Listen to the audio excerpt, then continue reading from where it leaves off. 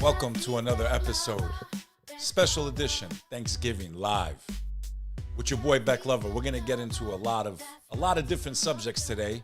So if you're home waiting for that turkey to be stuffed, you're hungry, but you're kind of a little bored, like a lot of us get on the holidays.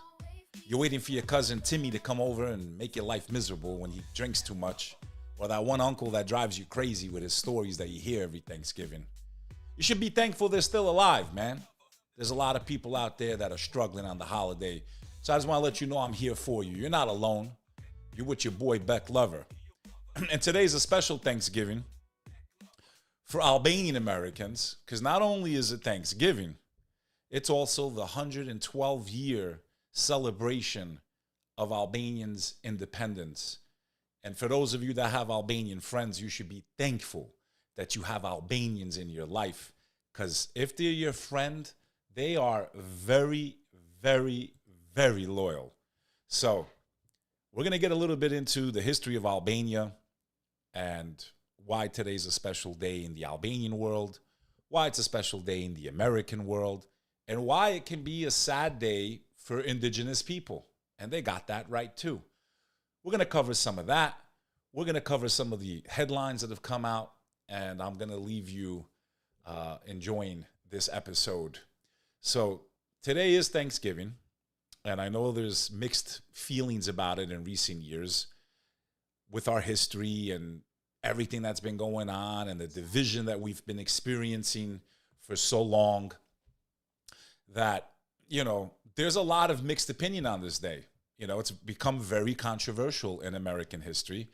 And, leaving that aside, and I am going to get into some of that because I think it should be remembered. I think we need to understand what happened in this nation in its inception and why some people feel the way they do. There's still Native Americans out there. There's still people who have Native American blood in them. And today may not necessarily be a nice day for them to remember, because the holiday, quote unquote, is about the first pilgrims that made it to the U.S. and they were starving to death, and the Native Americans found them and they had a meal and celebrated. And then, in the wise words of Nas the rapper in that one song, he goes, what was it? The Indian saved the pilgrim, and in return the pilgrim killed him. I call your holiday a hell day. Now, there's a lot of people that feel like that. I don't necessarily look at Thanksgiving about its history, although I am very biased in certain holidays when I know their origins. And to not acknowledge this chapter of American history would make us hypocrites, I think, in modern time, with all the knowledge we have now about what really happened and all of that. But how do I celebrate Thanksgiving? First of all, I think Thanksgiving should be every single day. The notion of being thankful, the notion of giving thanks, first and foremost to the Creator, that you're allowed to be alive another day, that you actually woke up, no matter how miserable your existence is, because a lot of you, like myself in the past, fall into despair, we fall into sadness, we fall into darkness, and we don't see the blessings we have in front of us. There's so many people, I promise you, that have it worse than you do. I promise you, if you're watching this broadcast right now as we speak, there's people that don't even have computers, man. They don't have phones. They don't have houses. They don't have internet. They don't have running water. They don't have toilets, literally. They don't know where their next meal is coming from. So if you're not in any of those categories, they're living in a war zone. They've had their houses destroyed. They live in a country where they don't have the rights that you have. So we can always look at what's bad and what's wrong and what's missing, or be ungrateful for what we have been given, in my opinion, by the Creator, because I don't think you have control over the game board of life the way you think you do. I think free will is how you respond to the simulation that God puts you in. You couldn't control to who you were born. You couldn't control to what time you were born. You could have been born in the 1700s, a Native American. You could have been born in England in 1880. You could have been born in Turkey during the Ottoman Empire. You could have been born during World War II in Berlin, Germany. You could have been born in what's today Gaza. what's left of it at least. So I ask you, leaving the history of this holiday aside, taking the concept of being thankful, to me, it's one of the few holidays I celebrate that are outside of my faith and my culture as an Albanian American. It's one of the days where I like that everyone gets together in a world where families are divided, where families come together, they share a meal, which has become so rare. It used to be the norm as we chase our lives and our work and our, all this other stuff. Today is a beautiful day to come together and to be thankful, or if you're from the indigenous people, to remember what happened to these people. What a day means to someone can be very different to another people, and we cannot neglect that reality. That would not be fair. If I was Native American, I would have a problem with today. That's the truth. That's the truth. But in essence, what the day should stand for, that is something I support. Being thankful, being grateful. Taking a moment out of the year to gather with your family and to count your blessings. To appreciate the little gifts that you have that you might not even realize you have. It doesn't take a smart person to look at the images coming out of Gaza, Lebanon, Ukraine, Sudan that no one talks about, that they're starving. And over here, we got people losing their lives because they're overeating. So be thankful. I know many times in my life I was very negative, only saw the dark side, always toxic, always complaining, always woe is me, and it didn't do anything to make things better. Sometimes we become prisoners in our own sorrow. We become, as U2 says in their song, we get stuck in a moment and we can't get out of it. I've been there. And we loop it in our brain over and over and over and over again. So I'm here to tell you, if you're not in a position of being grateful, of being thankful, of realizing how precious this gift of life is, and you're not using your life to make yours and the people around you better or someone else's life better, this is why you're miserable. You have to have a cause in life. You weren't just created by the Creator to exist. You were created to pursue excellence. You were created to make this world a better place. You weren't created to be a spectator in this universe. You were created to be a part of this experiment, this existence, this free will. And you were created to be tested. And if we all had the same, and we all looked the same, and we were all given the same abilities, it wouldn't be much of a test. I don't think God makes people poor to punish them. But if everyone had, then how's God going to test those that have when they're so stingy with their hands, when they're so ungrateful with the blessings God gave them, when they use the wealth that God allowed them to have and the power that God allowed them to have, and they use it for evil? They will have their day, I promise you. I promise you, if I had to bet my existence, there is a Creator, there will be a day of judgment, and everything that's ever gone wrong in this world, everyone will pay their price to the King of all kings. So for that, if you believe in God, and you've had injustice done to you, and if you've had horrible things happen to you, and if you've had things taken from you unjustly, if you've been oppressed, I'm here to deliver the good news. You will have your day. You will have your day in cosmic court. I promise you. I truly believe that. I truly, truly do. So be thankful that one day, even if this existence is miserable, one day, as long as you connect to that power, you will have your vindication. You will have your justice. You will have your day where no one can run away. No one can hide. Any word you ever spoke, any action you ever took is preserved perfectly in the cosmic ledger, the true universal ledger, not the crypto universal ledger, the universal ledger from He who created the universe. If a leaf falls, it's in that record. If an ant gets squashed somewhere on this earth, he knows. And he knows your pain, and he knows what happened to you. And that day will come, I promise you.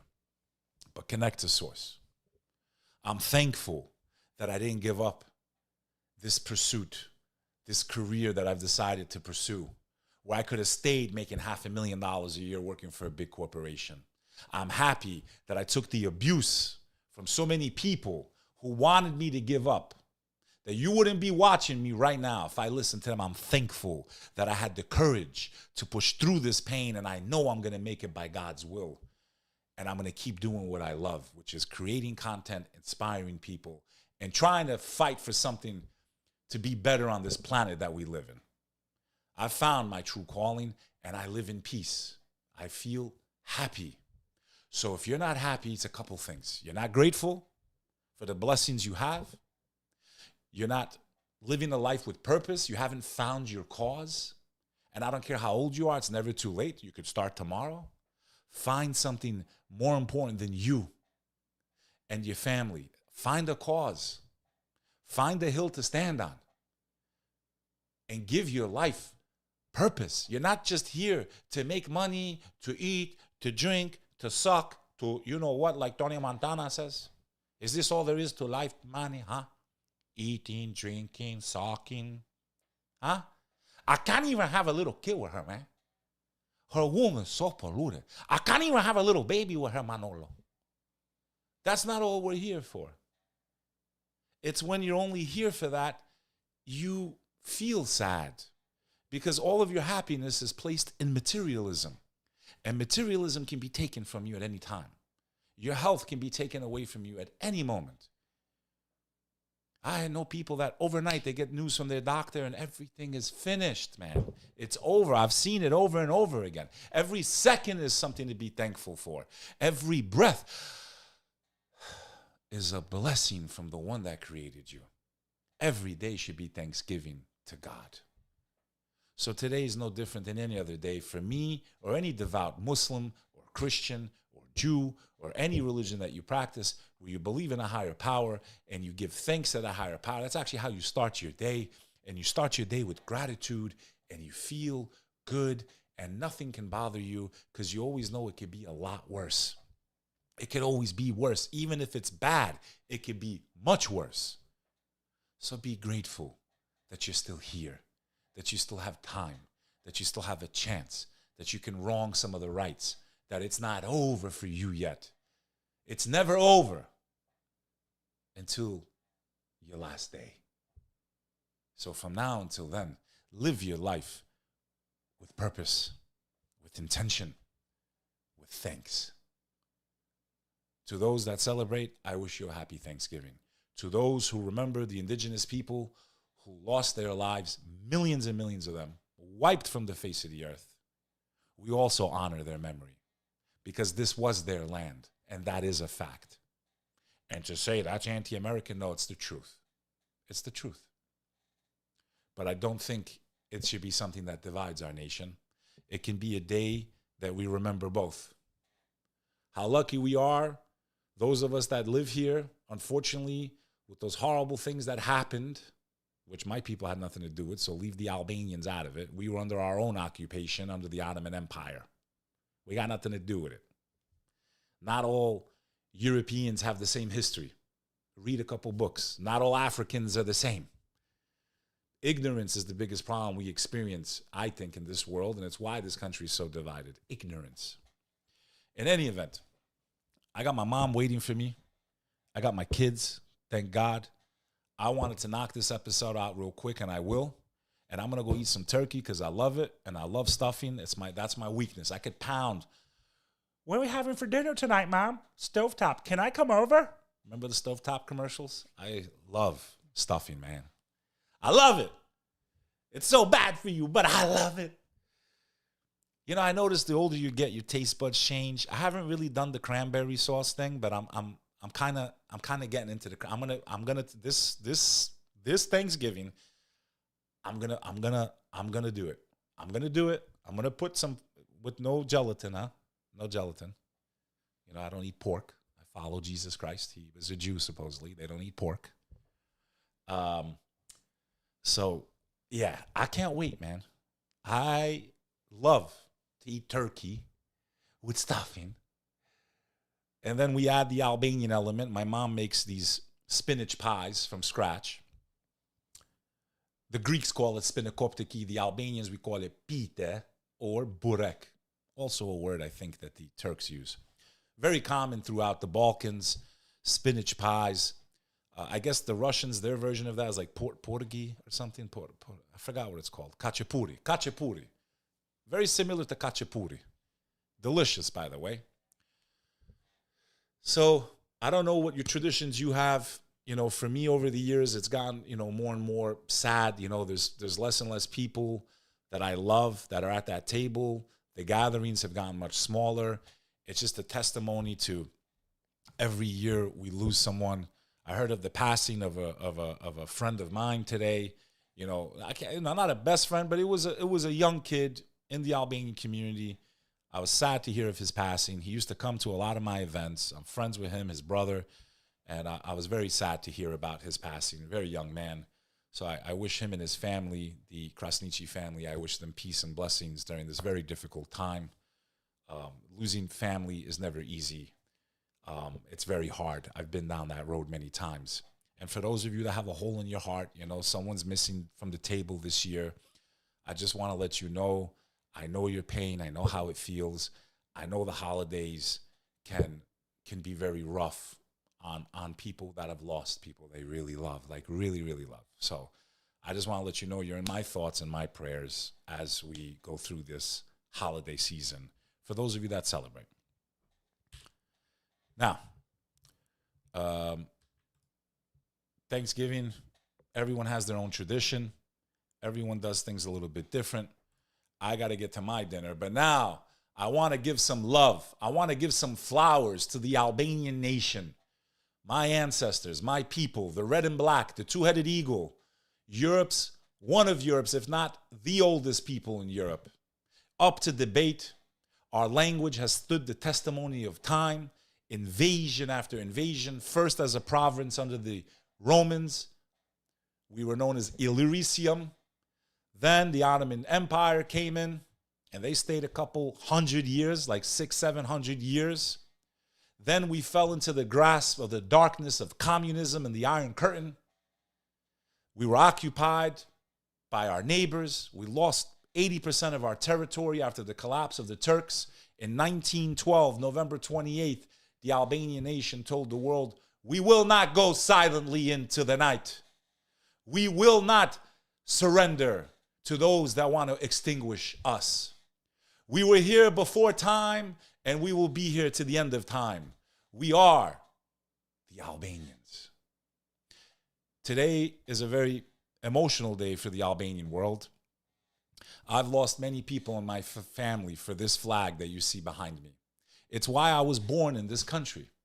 My family fought against all these occupying forces. My great-grandfather fought against the Serbians. Unfortunately, this rivalry's been going on for too long. I hope we can get to a place where we all just coexist and live in peace, because nobody's winning in the Balkans. My great-great-grandfather's statue stands in Bayram Turi, Tropoja. His name was Ali Iber Nezai. And to him, I pay homage to my great-great-grandfather, who died in the mountains of Jakova, defending the Albanian nation. He was number 2 in command of the Legion of Prizren, one of the greatest forces of the Albanian nation that gave their lives valiantly to try to preserve our people during that time. I lost several family members and people that I love in 1998 during the Kosovo War, where again this flag was the rallying cry of our nation. And Kosovo is not a country. It is Northern Albania. That is what this flag has always been. This is what our people has always died for. And no offense to my people in Kosovo. My family died for that land, but they died for this flag right here. They didn't die for that blue and yellow one that the world imposed on us. They didn't die for our people to be divided. They died for us to be together. One nation, under God and the two-headed eagle. And for too long, the Albanians have been occupied for thousands of years, invaded, occupied, ethnically cleansed. Yet we're still here. And this didn't start 112 years ago, even though we celebrate 112 years of independence. That's how long it took for us to get just a piece of our land back that we could call Albania and celebrate Flag Day. But many of our brothers and sisters were separated by borders and boundaries that the world unjustly put on the Albanian nation. Now, we could be angry or we could be grateful for the amount of land we've gotten back. We could have been like the Kurds, a nation with no home.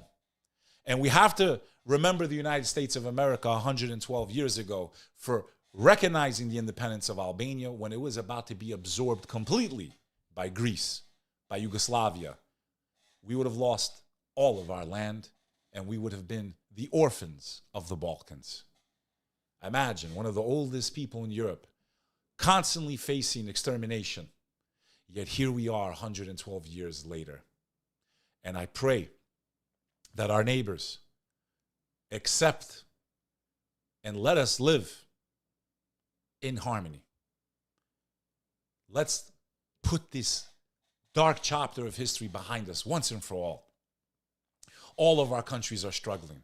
All of our countries are poor. All of our countries, the young are leaving.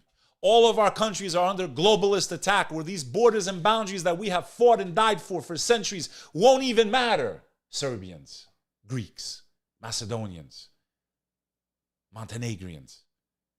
They're taking all of our culture away from us. The things that we thought we had to fight and kill each other for, where there's so much we actually share in common, from food to music. Maybe language, no. But even you and the Bosnians and the Croatians, you guys are basically cousins, man. Just different religions, and you killed each other. So we have to find a way, because all of us are in danger, and that is the truth.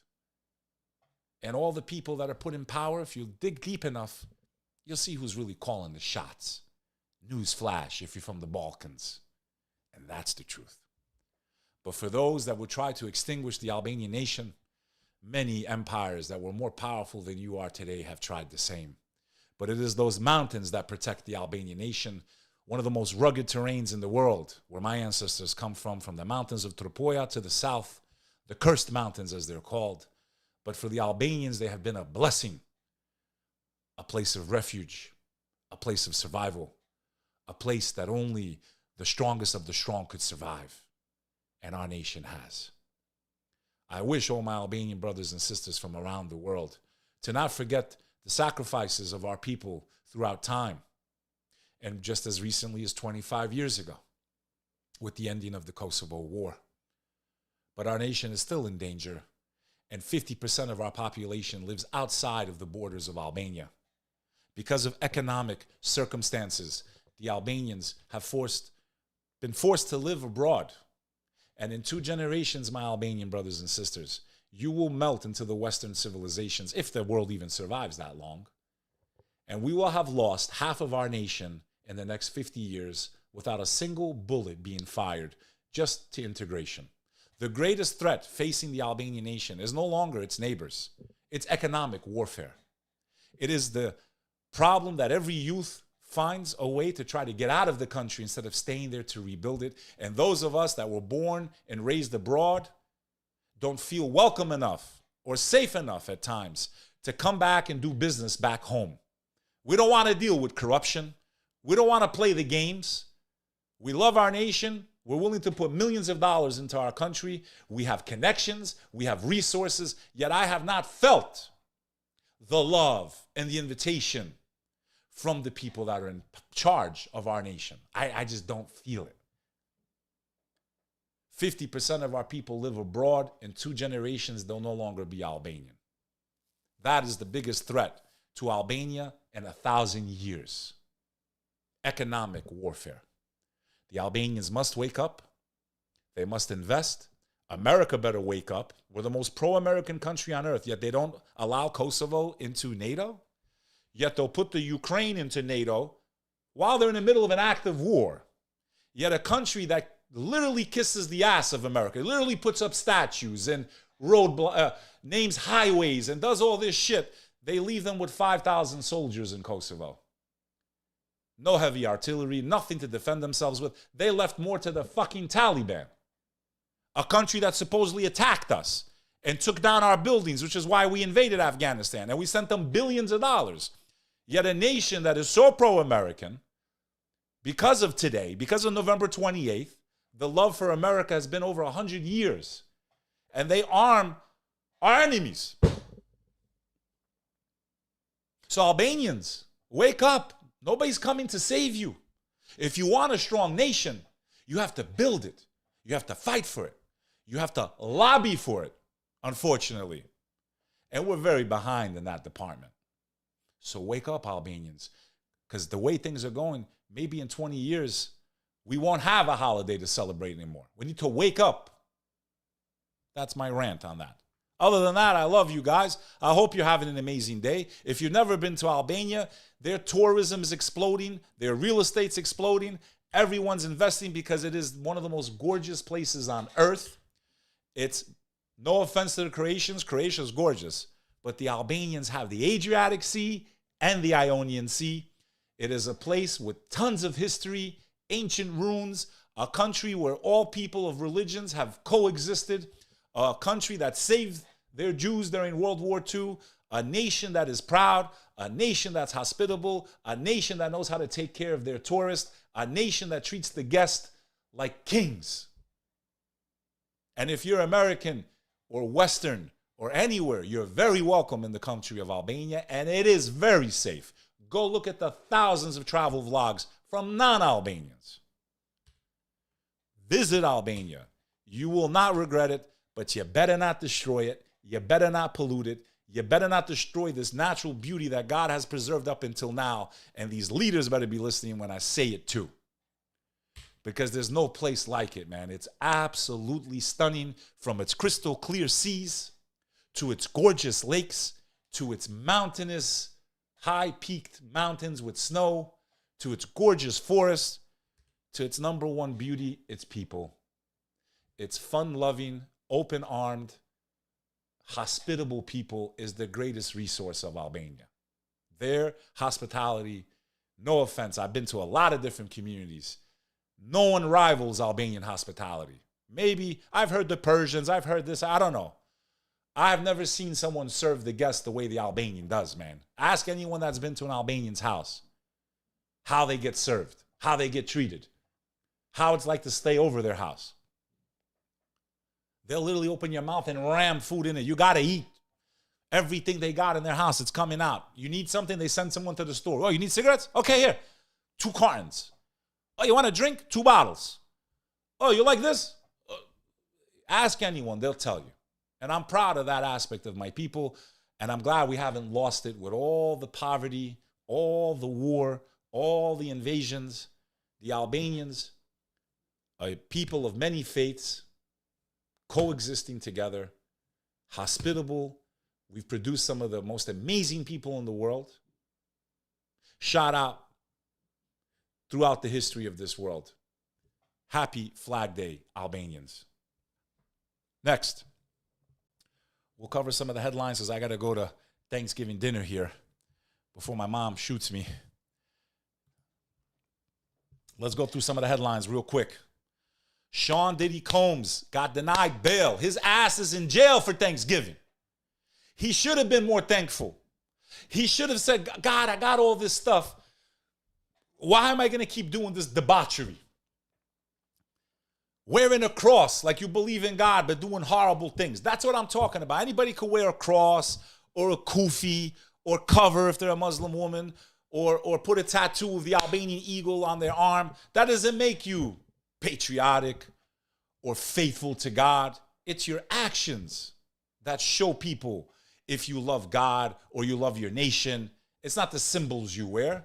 It's your actions. That's what makes you a patriot or a believer. It's the way you act. Sean Diddy Combs, 3rd time trying to get bail, denied. They have serious concerns about witnesses. Prosecutors had previously accused Combs of trying to contact prospective witnesses from jail in an attempt to create narratives to influence public opinion, as well as potential jurors for his impending trafficking trial. Combs is at the Metropolitan Detention Center in Brooklyn on charges of racketeering, conspiracy, trafficking, and transportation for, bad things. He has pleaded not guilty and denied multiple assault accusations for more than 24 civil lawsuits that accuse him of abusing men and women.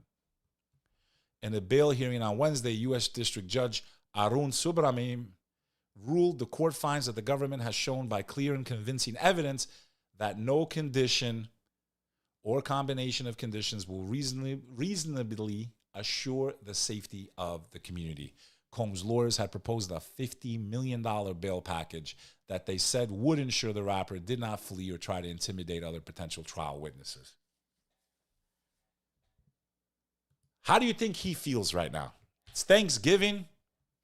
He used to have these mansions and parties and money and arrogance like this. I've seen him, a couple times in real life. I told you the stories. Arrogant, man. When I say arrogant, the energy coming off this guy was like, this guy is a piece of garbage, man. That was my honest to God opinion. Not because it came out publicly. Just very arrogant, man. It's just the way he stood, the way, he was acting like he's a straight gangster, basically. Someone that can't go away for vacation to certain places, for speaking her mind, for exercising her First Amendment, regardless if people agree with her messaging or not. She is being penalized for speaking her beliefs. So I just want you to understand, we may not agree with what Candace Owens says. However, just because you don't like it or don't agree with it doesn't mean that the same thing that's happening to her won't happen to you one day. That is the danger of when you start to censor and shut people down. That's what I want to highlight that's most important about, regardless if you agree with her views or not. Conservative U.S. influencer Candace Owens is barred from New Zealand weeks after a ban from Australia. The U.S. conservative political commentator Candace Owens was refused a visa to enter New Zealand for a speaking engagement because she had been banned from another country. News of the ruling came weeks after neighboring Australia also rejected her visa request, citing remarks in which she denied Nazi medical experimentation on Jews in concentration camps during World War II. Owens is scheduled to speak at a series of events in several Australian cities and in Auckland, New Zealand in February and March next year. Tickets remain on sale, and there's no acknowledgement on the promoter's website that she has been refused entry to both countries. So, why is this dangerous? This is dangerous because, like I said, even if I had someone bashing Muslims, which they do all the time, they never get banned. They never get banned. How many speakers have said the most horrific things about Islam? Okay, go through Google with the paintings, with the pictures, with horrible things. They don't get banned. So because she has an issue with a certain group, she gets banned? Think about that. Ask yourself this question if that's fair. What's dangerous also is, listen, you block one person from going to countries because if they express their views and their opinions, the next thing is it's you. I care about freedom of speech. I don't necessarily endorse everything Candace Owens says. I want to make that clear. There's a lot of things she does say that I do agree with. And there's some things I think she went just a little over the fucking, just a little bit. So, the danger here is they can stop you from traveling. They can stop you from visiting places. But why isn't it applied across the board? Why is it only because she's talking about one group? What about all the people that have been targeting Islam or Christianity, making up lies, making up stuff, creating hatred? Oh, I know why they don't get banned. Because it justifies the policy of the last 25 years, these unjust wars that have ended the lives of millions of Middle Easterners, millions of them. So that's why it's okay. But if we talk about a certain group, you get banned. Let's be real. Let's be fucking real, because that's what that shows me.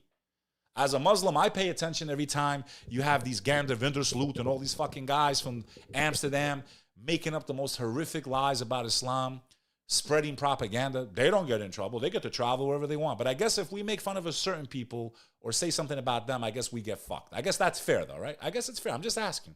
Is it fair? I'm just asking. First Amendment, man. There's a lot of people, I don't like what they have to say. But we have to protect that right. We have to. Because it can come back to bite all of us in the ass. And that's my point. Exclusive, Biden readies $725 million in arms aid package for the Ukraine. Are you thankful, Americans? Are you thankful? Another $1 billion going to the Ukraine. How you feeling? Good? How's the groceries this year? Good? How's the inflation doing? Good? You guys are good?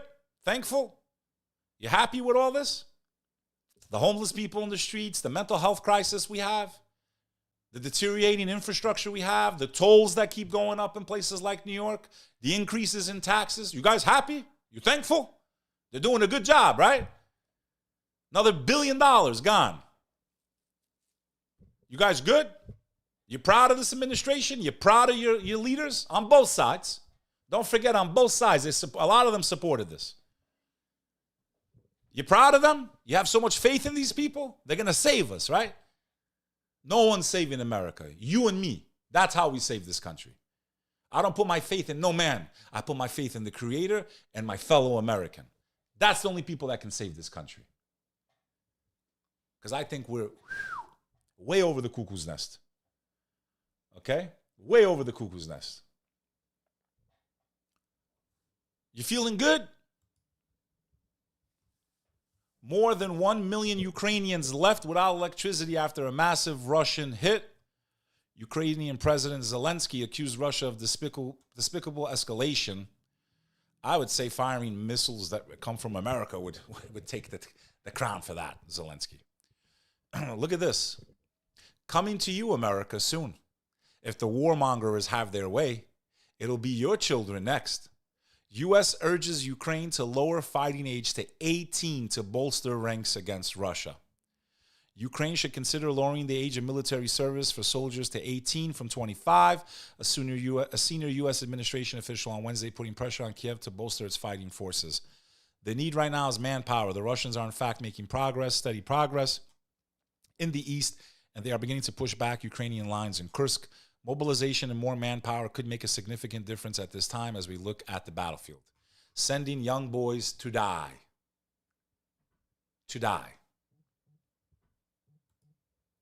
Russia tries to stem panic over the plummeting ruble as the central bank is forced to intervene. Russian authorities are trying to stem panic over the ruble's sharp fall this week, with the central bank stepping in to suspend the currency in a situation. While Kremlin flagged an unnecessary panic, the ruble weakened to 114 against the dollar. It's the lowest level since March 2022. Russia's central bank was forced to intervene on Wednesday to try to prop up the flailing currency. Russian authorities are trying to stem panic over the ruble's sharp fall this week.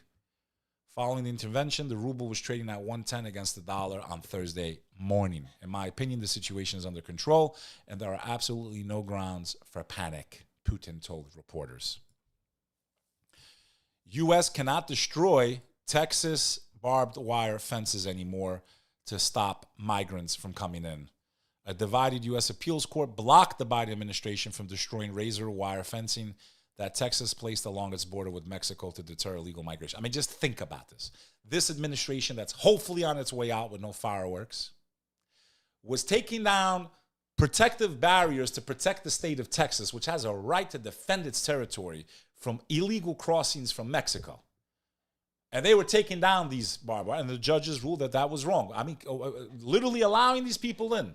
Just tell them, hey, come on in. Bring them, come on down. We got a debit card for you. We got $500 a night hotel rooms. We'll fly you all over the country. We'll even let you out of jail 9 out of 10 times when you commit a crime in places like New York City. Thankful for what with these people? I'm thankful for my family, for God. When it comes to these politicians, the games they play with lives, playing with migrants, using them as a weapon, man. Listen, the majority of migrants are not bad people. Let's be real. They're just trying to come here, get in, start a life, okay? Let's be real. Still doesn't mean we should accept them all. We can't sustain. But a lot of bad ones got through too. Axios explains Thanksgiving's troubled history. A little history about Thanksgiving. The nation's annual Thanksgiving holiday on Thursday brings millions of families together, but the nation is growing more diverse and requiring new voices to tell the country's history. Debates over Thanksgiving origins have been reduced to political cultural battles amid a divided nation, yet a new generation of historians say we need to understand the holiday better to understand ourselves. The story told to elementary school students for decades, starving pilgrims who landed on present-day Plymouth Rock, Massachusetts, got needed help from friendly Wampanoag members. They showed the immigrant pilgrims who had escaped religious persecution in England how to fish, hunt, and harvest in the harsh New England climate. After a successful harvest, the pilgrims invited the Wampanoag, including Chief Massoet, for a feast where they held hands, prayed for thanks, and ate turkey together. Reality check. Historians believe a day of thanks did take place in Plymouth Colony in 1621, but it is unlikely the event passed down to generations of children. According to the non-for-profit group Partnership with Native Americans, the original feast lasted for 3 days and attendees ate fowl, but turkey wasn't mentioned in the early descriptions. The Wampanoag showed up for the feast out of concern over gunshots rather than from an invitation that this was their land after all. Around 50 years later, the colonists and the Wampanoag were at war after the colony expanded and they enslaved other indigenous people. These are facts. Massoet's son, Metacomet, known to the English as King Philip, was killed and his head was mounted on a pike at the entrance to Plymouth as a warning to other indigenous tribes. The Wampanoag were nearly wiped out, and that part of Thanksgiving story didn't make it to the lessons, kids. But this is the true history of Thanksgiving. The first proclamation of an American Thanksgiving was on November 1st, 1777, when the 13 colonies joined together to celebrate the victory of the British at Saratoga. From then, Thanksgiving was sporadic and celebrated on different days in different states after the U.S. gained its independence. Sarah Joseph Hale, editor of the widely circulated Godey's Ladies Book magazine, campaigned aggressively for a national Thanksgiving holiday as a tool for unity as the country moved closer to civil war. An abolitionist, that's people that want to get rid of slavery, Hale faced opposition from some governors in southern states who saw Thanksgiving as a Yankee holiday pushed by northern abolitionist preachers. She wrote President Lincoln amid Civil War about the need for a unifying holiday known as Thanksgiving, and the president declared the holiday 5 days after getting her letter in 1863. Hale would write recipes for Thanksgiving and promote the day for the rest of her life.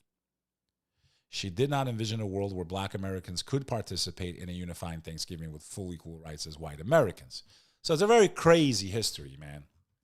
Okay? And that's why you got to understand there's certain Americans out there that are not, they're not in the vibe. They're not at the Macy's Day Parade going, yeah, well, happy Thanksgiving. If this is their ancestral, line, you can't blame them. Just wanted to point that out. Now let's get back to other news. Okay? Colombia-led operation seized world 225 tons of cocaine and uncovers new Australia trafficking route. I mean, these people are making such crazy money that they literally build submarines and drive them around the world to deliver cocaine. It's just insane to me, man. I'd be terrified. Imagine some little Colombian guys in the submarines. All right, we're going to take this cocaina. We got to take this cocaina over here. Okay? Hey, money, get this submarine, man. I got to take to Colombia, man. I don't like this stuff, man. I make my face now, man. Could you imagine you're on the submarine and a pile of the cocaine opens up and it just powder everywhere? Could you imagine them inside that submarine? That's some crazy shit, man. Whatever. It's one of the biggest drug busts in history. 225 tons. Change is coming for us all. Change is coming to the world. Mark Zuckerberg. Okay? My. How the tides have changed. Mark Zuckerberg joined Trump for a Thanksgiving Eve dinner at Mar-a-Lago. Mark Zuckerberg met with President-elect Donald Trump at Mar-a-Lago in Florida.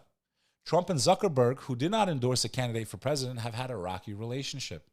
Trump previously threatened to jail Zuckerberg if he was elected. I wonder if that's why he decided to go to Thanksgiving dinner. I wonder if that's why he admitted a couple of months ago about suppressing people that spoke out against the lockdowns and everything that was going on from 2019, because that weasel was commanded by the Biden administration to do so, and he cooperated. But what was more shocking to me is when he admitted it a couple of months ago, which proves of the manipulation, the suppression of free speech, that the tide might be turning back, that American patriots who stood up and exercised their First Amendment at all costs. I think this is proof that the pendulum is swinging back the other way. Mark Zuckerberg became the latest tech CEO to meet with President-elect Donald Trump. The Meta CEO met with Trump at Latter's Mar-a-Lago Resort in Florida on Wednesday, the night before Thanksgiving. It's an important time for the future of American innovation. Mark was grateful for the invitation to join President Trump for dinner and the opportunity to meet with members of his team about the incoming administration and basically to work out deals. That's what they do. They get together. He was probably jerking Trump off a little bit. Hey, buddy, I'm sorry, man. I picked the wrong side, but, I'll do whatever now. Just please don't come after my company. Don't throw me in jail. I promise I won't fuck around with free speech no more. Please, Trump. Please. That's what the fuck is going on. Injections completely. Now, this is an interesting story, okay? How much do you think a cock is worth? And I ain't talking about a chicken. How much is a penis worth? Well, we just found out. Injections completely ruined a man's penis, lawsuit says. He wins $412 million. A jury in New Mexico awarded $412 million to a man who sued over what he said were unnecessary erectile dysfunction shots that decimated his penis. Court documents and attorneys said the jury awarded $37 million in compensation and $370 million in punitive damages. The man's attorney said it may be the largest medical malpractice award in history, and with interest, it's expected to exceed $550 million for his dick.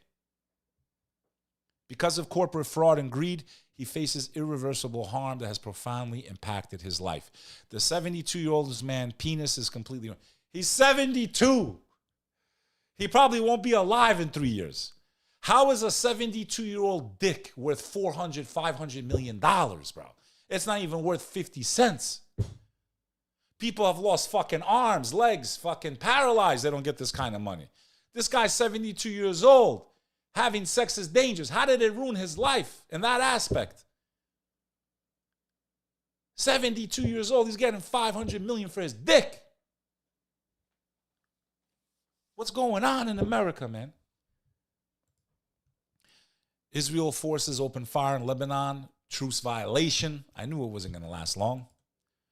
International Criminal Court saying that their decision must be respected, that Bibi should be arrested, and I agree.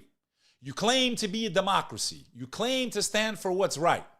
If he's got nothing to hide, just like Albanians from Kosovo were sent to The Hague, many of them were able to defend themselves. That's what happens after war. If there's accusations, you need to respond, not run away and hide, not allow these people. Otherwise, you're telling the whole world that these institutions are a farce. They're bullshit. They're used to prosecute some people's problems, but not all people. This is the problem with the United Nations. This is the problem with these world agencies. This is why no one respects them, especially Americans that are awake. And if I was from that country, I would send Bibi to get some of that blood off your hands, because you can't fool anybody. Everyone's seen what happened over the last year.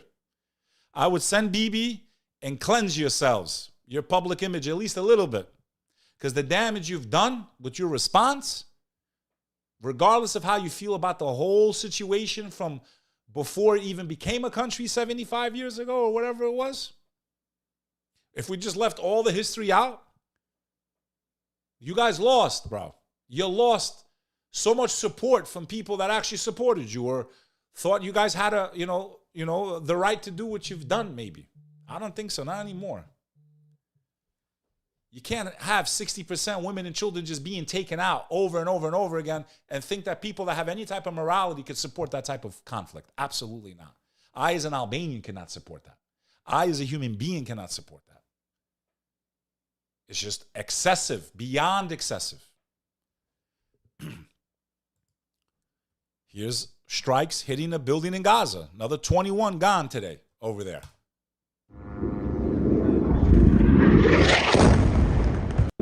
mean, they literally ran out of stuff to blow up. They're just blowing up shit that's blowing up already.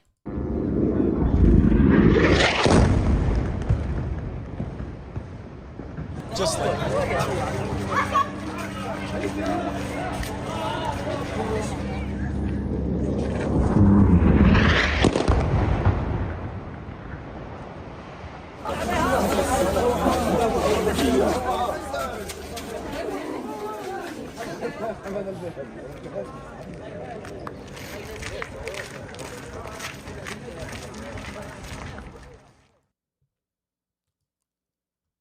Syria insurgents launch large-scale attack on government forces in the country's northwest. That's not a spiral out of control. Ohio governor signs bill limiting bathroom use by transgender students. I salute. I got to give him some applause for that. Let's give him a little applause. Let's give him a little. Do we have that?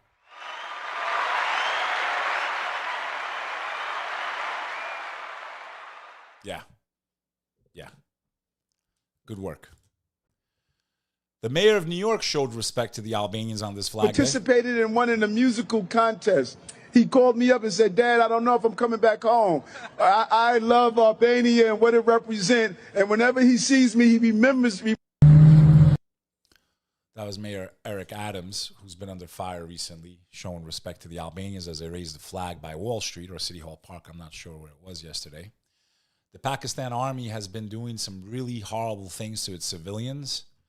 I covered this yesterday in the live stream if you were watching. They even pushed a man off of a 3-story container as he prayed. The violence is spiraling out of control over there as supporters for Khan.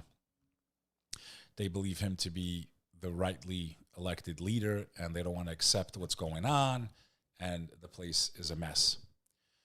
Joe Rogan is being talked about in Australia. Let's play this clip. So I'm just wondering if you had any observations about what's behind the Joe Rogan effect, how you believe he's managed to so successfully capture this huge market. And then for us here in Australia, you know, how would or should the ABC be going about the ABC? Basically, they got a problem with Joe Rogan. Why is he so big? You know why he's so big? People are tired of hearing bullshit. We'd rather listen to the Podfather interview experts about medical things than being fed bullshit and lies. Stuff like that, you know, the truth.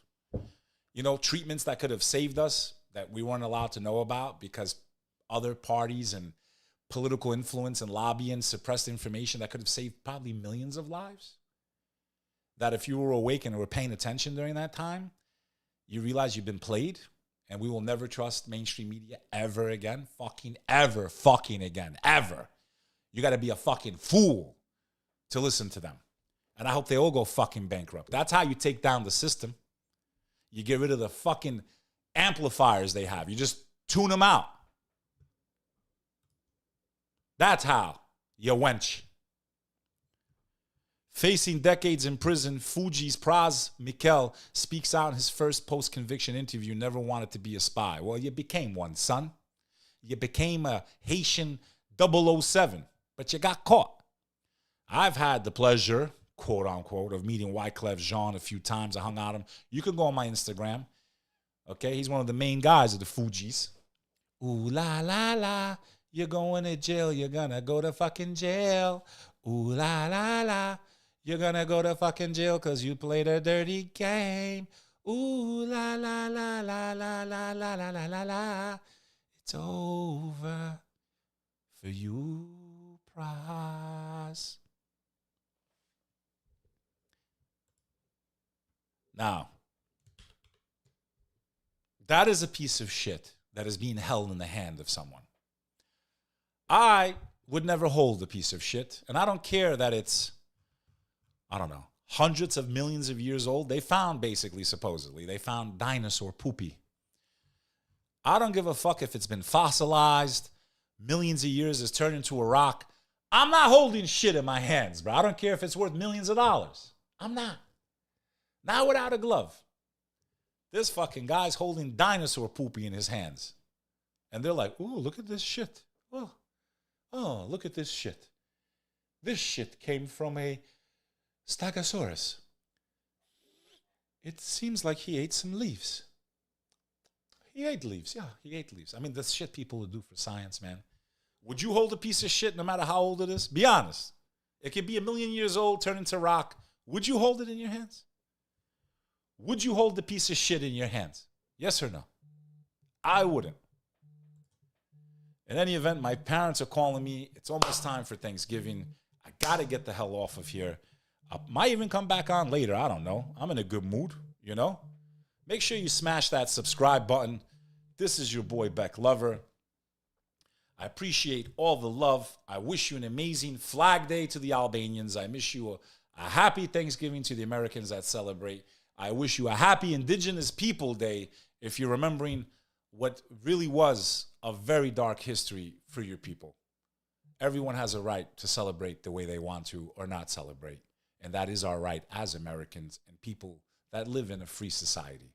And at bare minimum, we can at least understand these varying opinions and have respect for one another.